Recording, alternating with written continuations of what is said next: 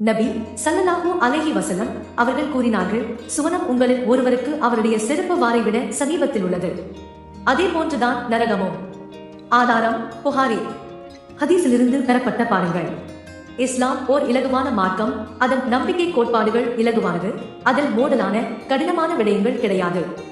அதன் வணக்க வழிபாடுகள் இலகுவானது. அதில் சிரமமோ களைப்போ இல்லை. அதன் குணாதிசயங்கள் உயர்வானவை. அதில் இயற்கைக்கு புறம்பானவையோ பகுத்தறிவுக்கும் அழகிய நடைமுறைக்கும் முரணானவையோ இல்லை.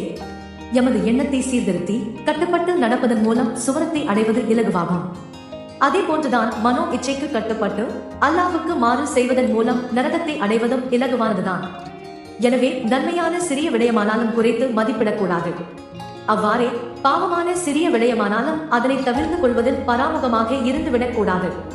ஏனெனில் நாம் செய்யும் நலவுகளில் எதனை வைத்து அல்லாஹ் எமக்கு அருள் புரிவான் என்பது தெரியாது. பாவங்களில் எதனை